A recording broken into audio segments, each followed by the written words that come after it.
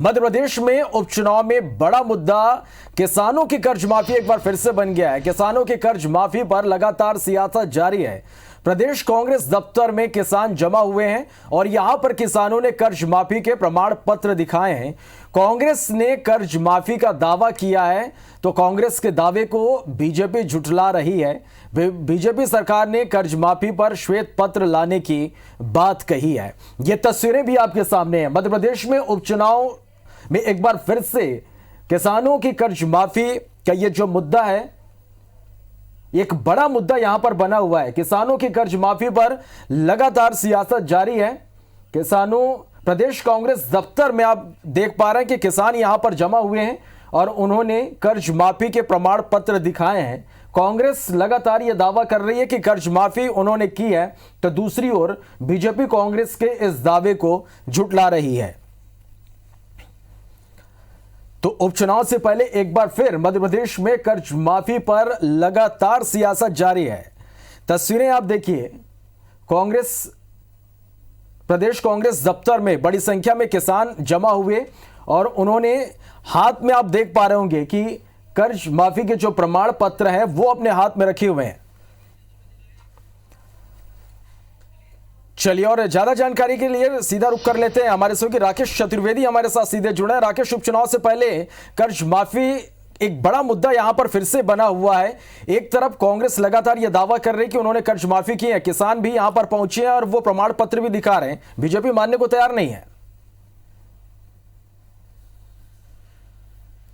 देखिए, बिल्कुल बीजेपी जब मध्य प्रदेश में विपक्ष में थी तब भी किसान कर्जा माफी के आंकड़े स्वीकार करने में उसको नकारा था और अब जब सरकार में आई है तब भी नकारती रही है। लेकिन मध्य प्रदेश की विधानसभा में बीजेपी की ओर से और कहें तो सरकार की ओर से जो आंकड़े पेश किए गए हैं उसमें 26,000 से अधिक किसानों का कर्ज माफ़ करने की बात सामने आई है। हालांकि सदन में जानकारी पटल पर रखने के बाद अभी भी जो सरकार है, बीजेपी है, वो यही कह रही है कि ये वो आंकड़े हैं जो कि कलेक्टर्स की ओर से जो कर्ज माफी पोर्टल था उस पर डाल दिए गए थे। लेकिन वास्तव में किसानों का कर्ज माफ नहीं हुआ, ये सरकार और बीजेपी का पक्ष है। वही हम दूसरी ओर बात करें, आज प्रदेश कांग्रेस कार्यालय में तमाम किसान पहुंचे हैं। किसानों के पास हमने देखा है कि उनके हाथ में कुछ दस्तावेज हैं, कुछ कागज हैं और वो दावा कर रहे हैं कि ये दस्तावेज वो हैं, कागज वो हैं जिनका कि कर्जा माफ हुआ है। इनको बाकायदा इस बात का प्रमाण पत्र दिया गया है। तो जो कांग्रेस की बात करें, कांग्रेस का जो स्टैंड था, चाहे हम सरकार में रहने के दौरान की बात करें या फिर अब जब कांग्रेस विपक्ष में तब की बात करें,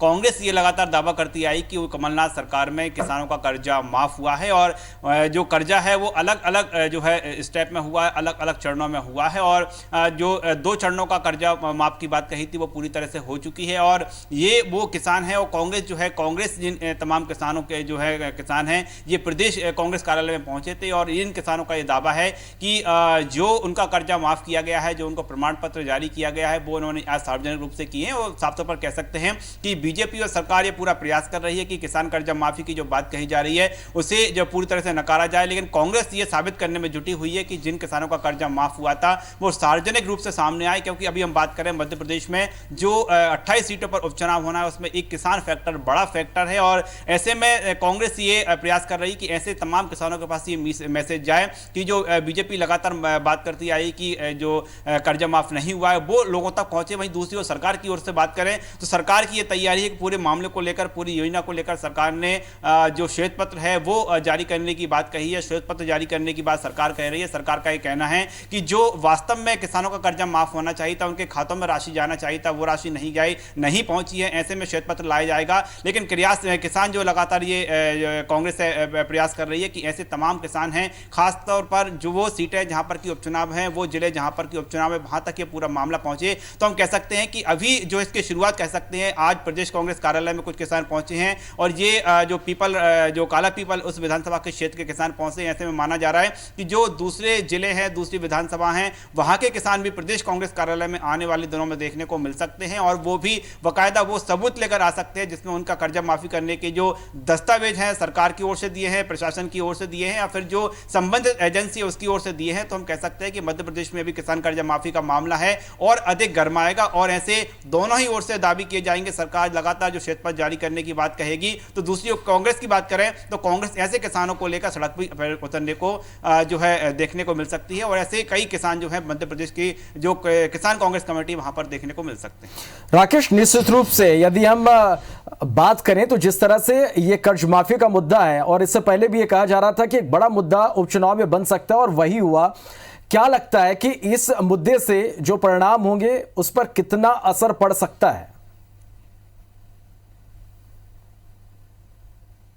देखिए, हम परिणामों की बात करें उससे पहले हमको जाना होगा 2018 के विधानसभा चुनाव और चाहे हम मध्य प्रदेश की बात करें, छत्तीसगढ़ या फिर राजस्थान की बात करें, और तीनों ही जो प्रदेश हैं वहाँ पर जो किसानों का कर्जा माफ करने की बात कही थी और जो मध्य प्रदेश के साथ दोनों प्रदेशों में सत्ता परिवर्तन हुआ था, कहीं ना कहीं इसमें ये जो बड़ा एक वोट बैंक का फैक्टर सामने आया था कि किसान को कर्जा माफी का भरोसा दिलाया गया था और इस आधार पर ही हम कह सकते हैं कि सत्ता परिवर्तन हुआ था। यानी कह सकते हैं जो किसान कर्जा माफी योजना है वो उसका एक बड़ा जो है इंपैक्ट चुनाव में देखने को मिला था। और मध्य प्रदेश में बात करें जो वोटर्स हैं उसमें अधिकांश किसान हैं और किसान एक बड़ा वोट बैंक है, बड़ा फैक्टर पूरे सियासत में रखते हैं। यानी कह सकते हैं किसानों के हाथ में वो ताकत है कि वो किसी भी पार्टी को सत्ता में भी ला सकते हैं और जरूरत पड़ने पर उसको विपक्ष में भी बैठा सकते हैं। तो ऐसे में किसान जो कांग्रेस है, कांग्रेस के लिए ये जो योजना है एक तरफ का इक्का साबित हो सकती है, क्योंकि 2018 की तरह कांग्रेस तमाम जो 28 सीटों पर उपचुनाव होंगे, जो वचन पत्र इनमें तैयार किया जाएगा, जो